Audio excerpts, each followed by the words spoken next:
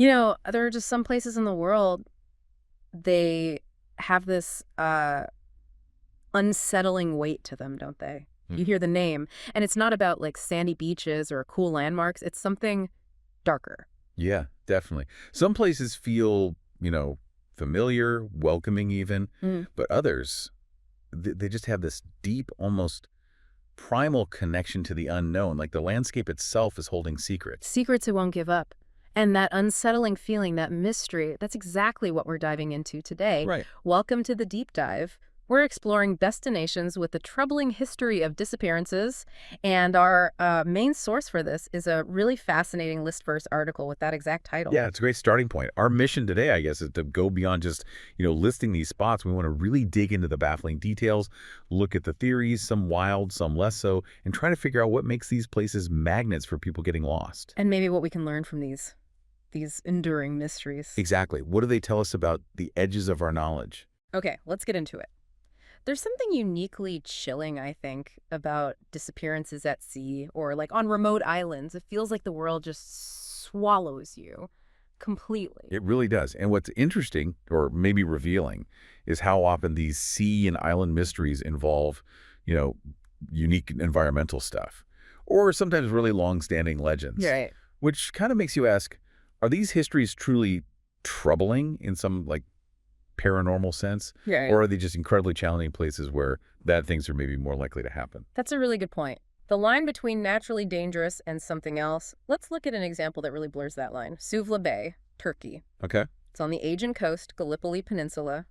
Already a grim history, right? Hundreds of shipwrecks during World War I just in that small area. Yeah, a staggering number. I think the article mentioned 216 between April 1915 and January 1916. Exactly. But the truly bizarre story, August 1915, an entire British battalion, we're talking the colonel, 16 officers, 250 soldiers.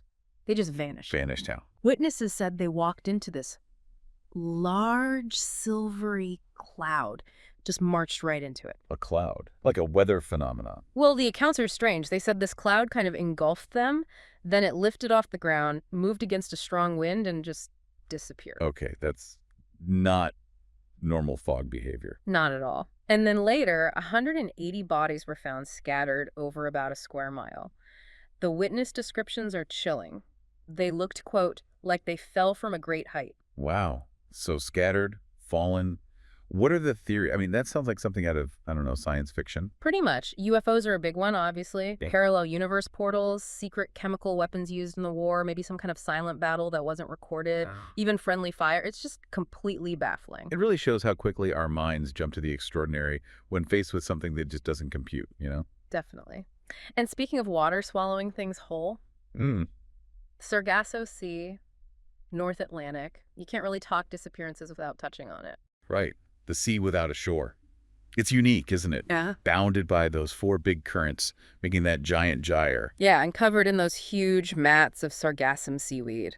Hmm. Plus, the Bermuda Triangle is kind of nudged up against its western edge. Adds to the mystique, I guess. It's definitely earned its nicknames. Graveyard of ships, Sea of the Lost Ships. Mm. The stories are endless. Phantom ghost ships found drifting totally empty. Like the Rosalie or the Ellen Austin. Exactly. And it wasn't just old sailing ships. Even into the 60s, 70s, 80s, yachts, other boats found just drifting. Sometimes, chillingly, with skeletal remains of the crew still aboard. Ugh. And so many of these, the disappearances, the deaths, they just remain unexplained. The vastness of the ocean, I think, really plays a role. You could just erase every trace, turning accidents into these almost mythical puzzles. From the huge open ocean to something much smaller, but no less mysterious. Let's talk about the Flannan Isles off Scotland. Ah, the lighthouse keepers. A classic. 7 rocky, uninhabited islands. They built a lighthouse on the main one, Isle and More, back in 1899. Right. And then, boom, December 1900. 3 keepers start their rotation. Donald MacArthur, Thomas Marshall, James Ducat. Supposed to be there 2 weeks. But things went wrong quickly. Yeah. December 15th, a passing ship noticed the light was out, which is, a big deal for a lighthouse. A very big deal. The relief boat couldn't get there immediately because of bad weather, I think. But when they finally arrived, days after the rotation should have ended, nothing. What did they find? Or rather, what didn't they find? Well, they found the clock had stopped, no fire lit, an untouched meal just sitting there on the table, but Yeah. the men, gone. Vanished. God, No bodies, no notes, nothing. nothing. No trace at all. Only theories remain. That image of the untouched meal, it's just so unsettling, isn't it? Frozen in time. It really paints a picture of interruption, sudden interruption. Okay. Okay, let's cross the globe. The Pacific's answer to the Bermuda Triangle, the Devil's Sea, or Dragon's Triangle. Right, near Japan. And its exact boundaries are apparently still debated, not even clearly marked on maps always. Which is interesting in itself. It's sometimes called one of these 12 vile vortices on Earth. Vile vertices, what's that? It's a theory proposed by Ivan Sanderson, I think. Areas with supposed strong electromagnetic weirdness. Add in undersea volcanoes in the Devil's Sea, methane hydrates bubbling up. It's a volatile patch of ocean. So, dangerous naturally, maybe. Potentially, yes. But its reputation goes beyond that. It's known for making ships, even strong ones, and their crews just disappear. Planes, too, submarines, allegedly even small islands have vanished there. Whoa, islands! That's part of the lore, yeah. And remember the Japanese research ship, the Kaiomaru No. 5, set out in '52 specifically to investigate missing vessels. Don't tell me. It vanished, too. Same fate. That's properly creepy. It is. And when you have that level of unexplained loss, especially a research vessel vanishing while looking for the vanished, well, no wonder the theories go towards sea monsters, black holes, time warps, all that stuff. Right, the explanations get as extreme as the events. Mhm. Okay, so we've done water and islands. But what about solid ground? This is where, for me, it gets really interesting. Can land hold secrets just as deep, just as dark? Oh, absolutely. And what you often see with land-based disappearances is this fascinating weave of, local folklore, really specific challenges of the terrain itself, or sometimes historical events casting a long shadow. Yeah. It adds layers, definitely, but Yeah. blurs those lines again between natural and something else. Let's start with a really strange one. Lake Unjikuni, Canada. Super remote, inhospitable place in the Northern Territories. Frozen solid half the year. An Inuit fishing and trade route, apparently. Okay, remote Canada. What happened there? November 1930. A fur trapper, Joe LaBelle, he knew the area, knew the Inuit community that lived by the lake. He shows up, and the entire village is gone.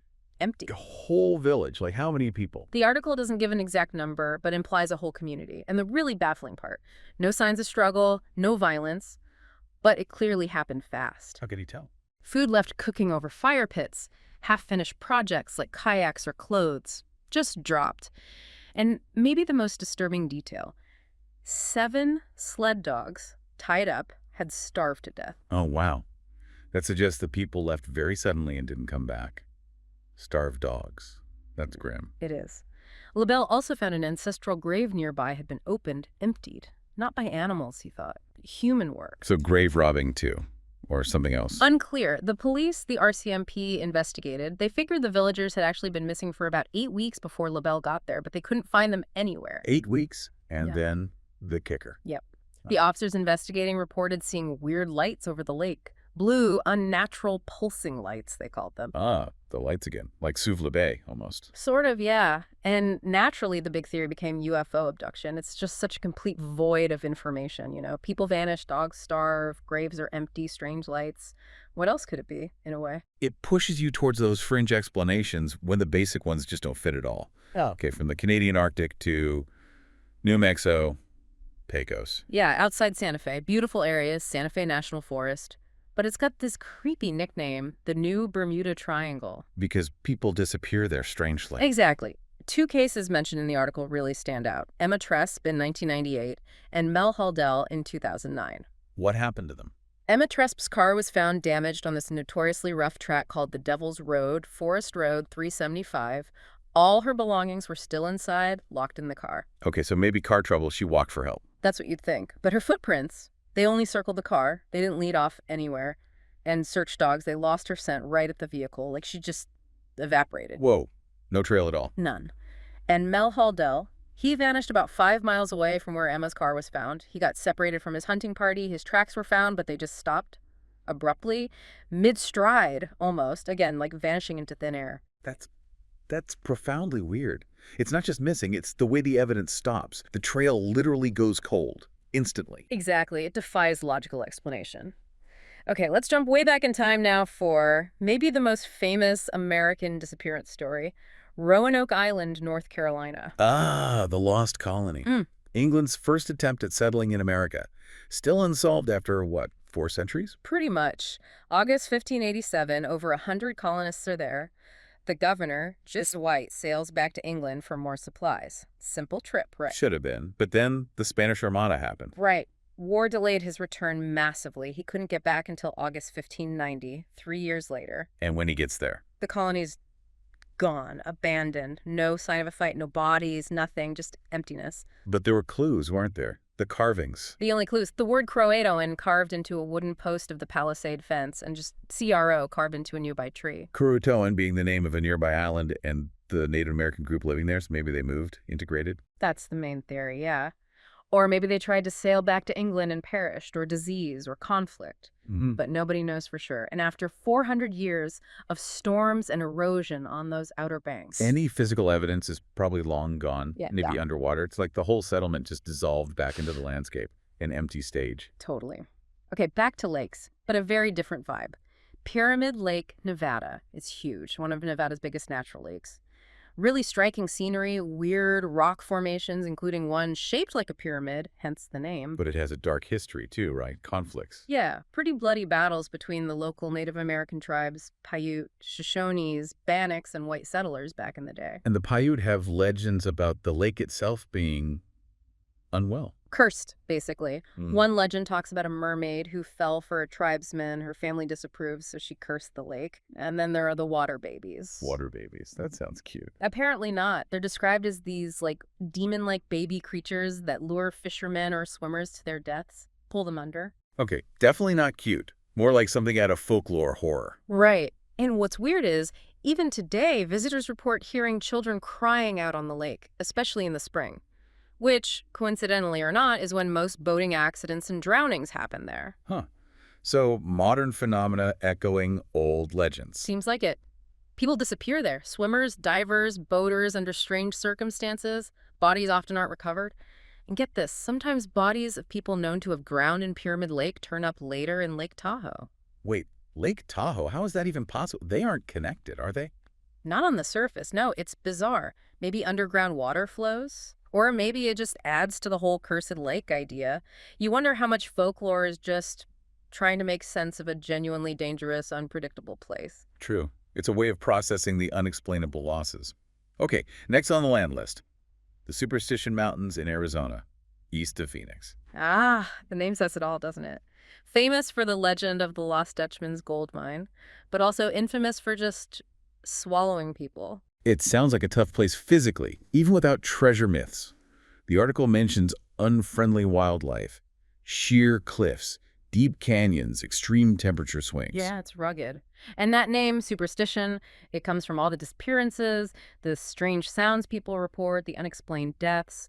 Apparently, more hikers go missing there, like 4 or 5 a year, than in pretty much any other mountain range. That's a high number. Any specific cases stand out? Oh, yeah.